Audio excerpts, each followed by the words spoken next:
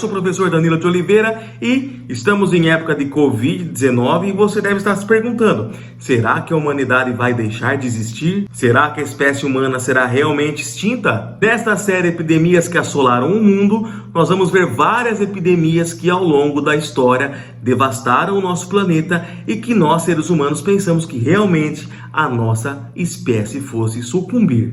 E no vídeo de hoje, começaremos com a famosa gripe espanhola. Então, antes de começarmos, vamos lá. Deixe seu like, inscreva-se no canal e clique no sininho para receber as notificações. Lembrando uma coisa, toda sexta-feira nós vamos colocar um vídeo novo sobre alguma epidemia. Então participe nos comentários e deixe registrado qual epidemia você quer que nós coloquemos aqui na nossa série de vídeos sobre epidemias que devastaram o mundo. Vamos lá? A gripe.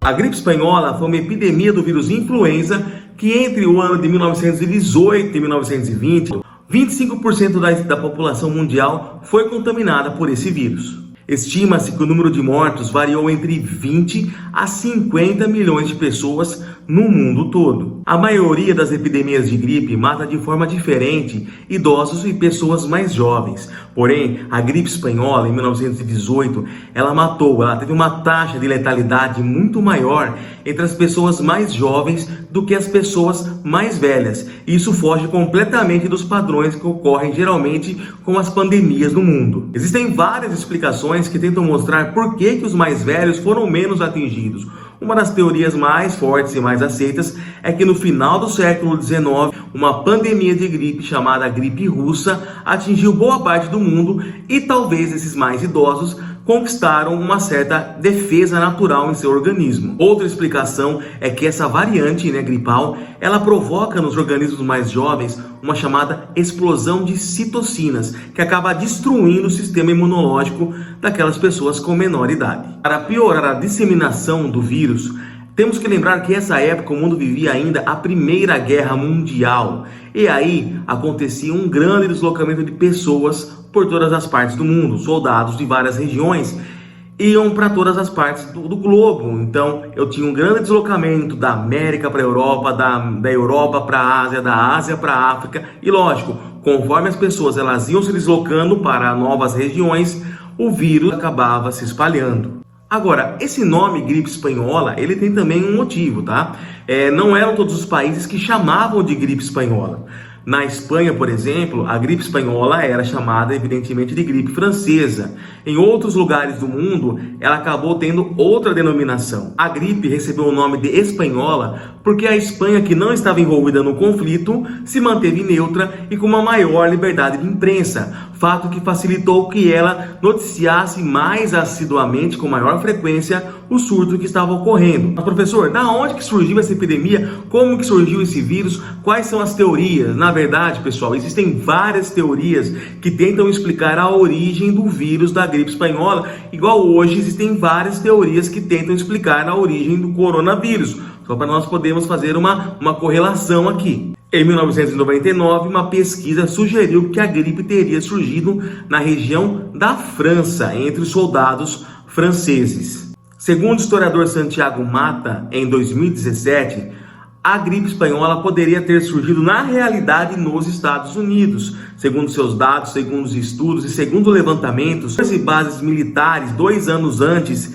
vários casos de gripe desse estilo da gripe espanhola teria sido identificado. Em 1993, Claude Renon, um dos principais virologistas do mundo, um dos chefes lá da pesquisa no Instituto Pasteur na França, disse que a gripe teria surgido na China, depois ido para os Estados Unidos, sofrido mutação na região de Boston e em seguida soldados dos Estados Unidos teriam levado esse vírus novo para a Europa durante a Primeira Guerra Mundial, desembarcando na França. Independente de sua origem, o fato é que a gripe espanhola marcou tragicamente o mundo, deixando milhões de mortos entre os anos de 1918 e 1920 no mundo todo, sem exceção praticamente. Quando uma pessoa tossia, mais de 500 mil de partículas de vírus eram lançadas ao ar, possibilitando que a contaminação fosse facilitada. É claro que a guerra também pode ter influenciado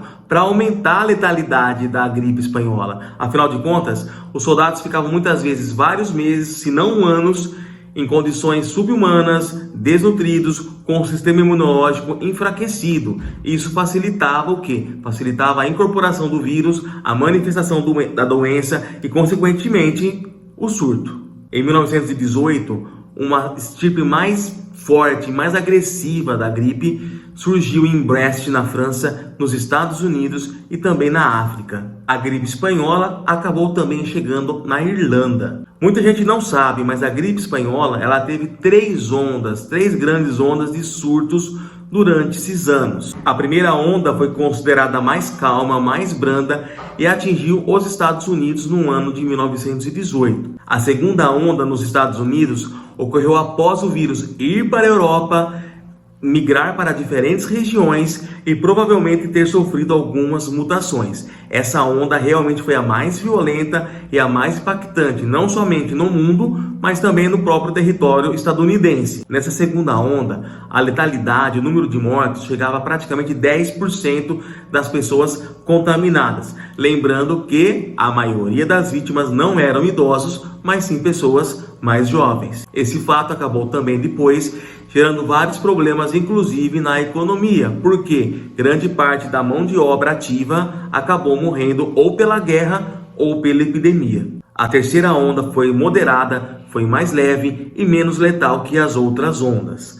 Mesmo assim, o fato é que a gripe espanhola acabou dizimando grande parte da população mundial, inclusive mais do que muitas guerras que até então haviam existido. Só para vocês terem uma ideia, em 24 semanas, a gripe espanhola matou mais pessoas que até hoje o vírus da AIDS matou no mundo todo. A peste negra, que durou muito mais tempo, matou menos pessoas em comparação com a gripe espanhola. No total, aproximadamente 5% da população mundial sucumbiu à triste gripe espanhola de 1918. E o Brasil? O Brasil também foi afetado duramente pela gripe espanhola.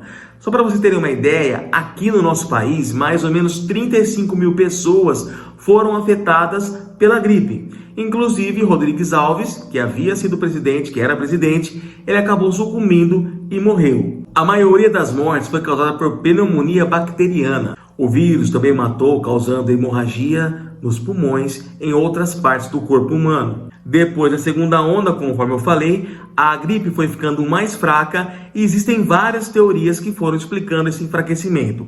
Uma delas fala que a população, de modo geral, acabou sendo imunizada, que é uma das mais prováveis. E a segunda indica que talvez o vírus tenha passado por um processo de mutação que acabou tornando menos letal. Independentemente disso, a partir de 1918, depois da segunda onda, foram sendo reduzidos cada vez mais os casos de gripe espanhola. O fato é que, apesar da imensa dor que foi criada, apesar da imensa quantidade de mortes que foi gerada pela gripe espanhola, ao longo do tempo a gripe espanhola acabou sendo esquecida, né? E acabou sendo relembrada apenas quando nós recentemente tivemos vários casos de pandemias mundiais, como o caso da gripe suína, da gripe aviária e de tantas outras doenças virais que acabaram eclodindo no mundo. E é claro que agora, com a eclosão do coronavírus e o terror que está sendo causado no mundo todo, o interesse, a curiosidade por esse assunto, por essa gripe que aconteceu há mais de 100 anos, volta, né, a despertar o interesse do público em geral. E é por isso que eu estou gravando esse vídeo a pedido de várias pessoas que falam: professor, comenta sobre a gripe espanhola, o que foi a gripe espanhola e quais foram as consequências da gripe espanhola, né? Então, assim, a partir de hoje eu vou gravar vários vídeos sobre epidemias que assolaram o planeta e toda sexta-feira eu vou lançar um vídeo novo. Então, lembrando mais uma vez, se você gostou, se foi interessante, faça a inscrição, se inscreva aqui no canal, ok? Deixe seu comentário, deixe seu like.